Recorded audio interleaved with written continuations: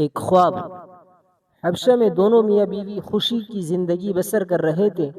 ایک رات سیدہ ام حبیبہ رضی اللہ تعالی عنہ کو ایک خواب آیا۔ کیا دیکھتی ہے کہ ان کے خاوند عبید اللہ بن جحش کا چہرہ بری طرح مسخ ہو چکا ہے۔ جب بیدار ہوئی تو بہت پریشان ہوئی، لیکن اس وقت اس خواب کا تذکرہ کسی سے نہیں کیا۔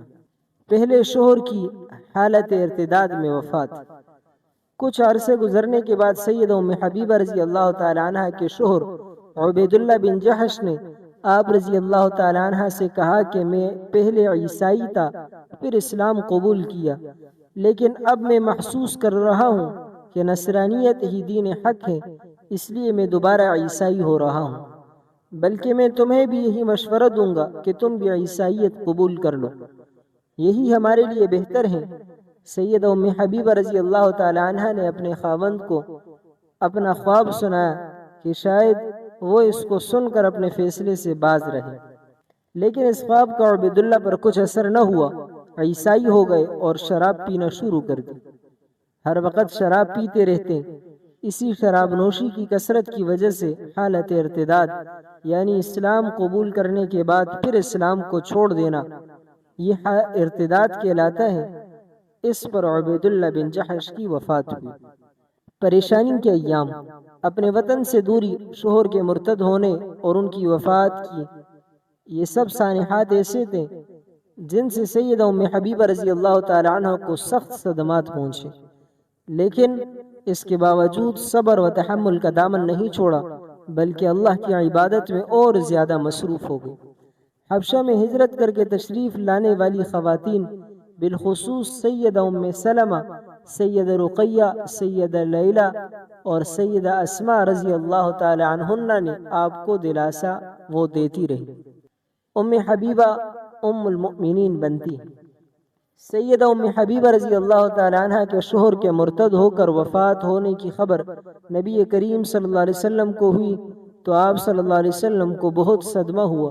سیدہ ام حبیبہ رضی اللہ تعالی عنہ کی دلجوئی کے لیے آپ صلی اللہ علیہ وسلم نے حضرت عمر بن امیہ غمری رضی اللہ تعالی عنہ کو بادشاہ حبشہ نجاشی کے پاس بھیجا اور یہ پیغام دیا کہ آپ ام حبیبہ سے برضا و رغبت معلوم کر کے ان کا نکاح میرے ساتھ کر دیں۔ نجاشی نے سیدہ ام حبیبہ رضی اللہ تعالی عنہ کے پاس پیغام بھیجا۔ سیدہ ام حبیبہ رضی اللہ تعالی عنہ کو اپنے سب دکھ درد بھول گئے۔ آپ نے رضامندی کا اظہار فرمایا اور پیغام لانے والی باندی کو اپنے کنگن، انگوٹھیاں اور زیور اتار کر ہدیے میں دی، اور خالد بن سعید بن ابی العاص رضی اللہ تعالی عنہ کو اپنے نکاح کا وکیل بنا کر نجاشی کے پاس بھیجا۔ نجاشی نے اپنے شاہی محل میں نکاح کی مجلس منعقد کی اور حضرت جعفر ابن ابی طالب رضی اللہ تعالی عنہ اور دیگر صحابہ کرام رضوان اللہ تعالی علیہم اجمعین کی موجودگی میں سیدہ ام حبیبہ رضی اللہ تعالی عنہ کا نکاح رسول اللہ صلی اللہ علیہ وسلم سے کر دیا اور 4000 درہم حق مہر رسول اللہ صلی اللہ علیہ وسلم کی طرف سے خود ادا کیا۔ یہ رقم سیدہ ام حبیبہ رضی اللہ تعالی عنہ کے وکیل حضرت خالد بن سعید رضی اللہ تعالی عنہ کے سپرد کی گئی۔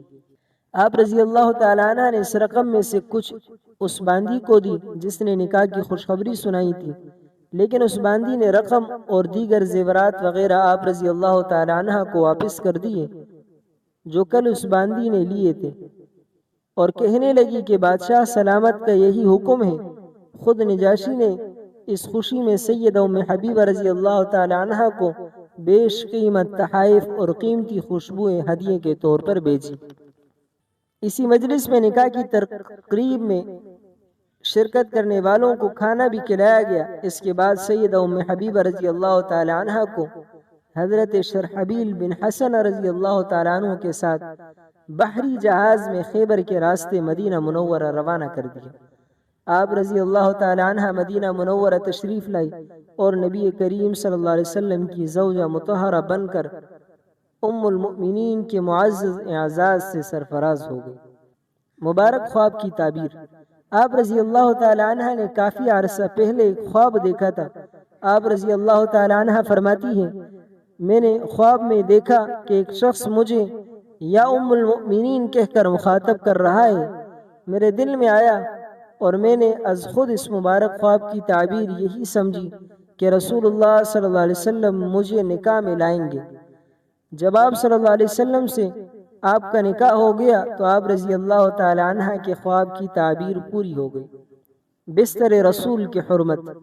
سیدہ ام حبیبہ رضی اللہ تعالی عنہ کو نبی کریم صلی اللہ علیہ وسلم سے بے حد عقیدت و محبت تھی، جیسا کہ حدیث پاک میں آتا ہے، نبی کریم صلی اللہ علیہ وسلم فرماتے ہیں کہ تم میں سے کوئی بھی اس وقت تک کامل مومن نہیں ہو سکتا جب تک میری محبت اسے اپنی اولاد، اپنے والدین اور تمام لوگوں سے زیادہ نہ ہو۔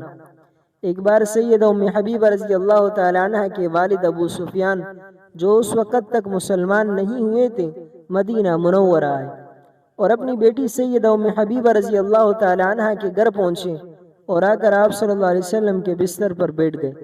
سیدہ ام حبیبہ رضی اللہ تعالی عنہ فوراً اٹھی اور والد کو ادب سے عرض کی کہ آپ اس بستر سے اٹھ جائیے، یہ پاک بستر نبی کریم صلی اللہ علیہ وسلم کا ہے اور آپ میں ابھی تک شرک باقی ہے۔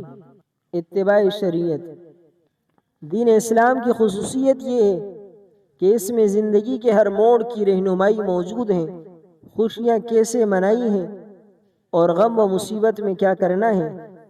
چنانچہ جب کوئی فوت ہو جائے تو سوگ کتنے دن کیا جائے، ایسے حالات میں شریعت کے حکم کی اتباع کرنا بہت مشکل ہوتا ہے۔ سیدہ ام حبیبہ رضی اللہ تعالی عنہ کے مزاج میں شریعت کی اتباع رچ بس چکی تھی۔ چنانچہ زینب رضی اللہ تعالی عنہ بیان کرتی ہے کہ میں ام المؤمنین ام حبیبہ رضی اللہ تعالی عنہ کے پاس اس وقت گئی جب ان کے والد ابو سفیان رضی اللہ تعالی عنہ کا انتقال ہوا تھا۔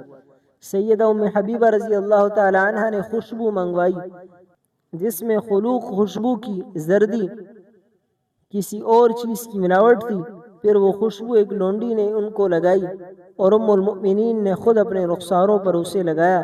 اس کے بعد فرمایا، واللہ مجھے خوشبو کے استعمال کی کوئی خواہش نہیں تھی، لیکن میں نے رسول اللہ صلی اللہ علیہ وسلم سے سنا ہے کہ اللہ اور یوم آخرت پر ایمان رکھنے والی کسی عورت کے لیے جائز نہیں کہ وہ 3 دن سے زیادہ کسی کا سوگ منائے، سوائے شوہر کے کہ اس کا سوگ 4 مہینے 10 دن ہے۔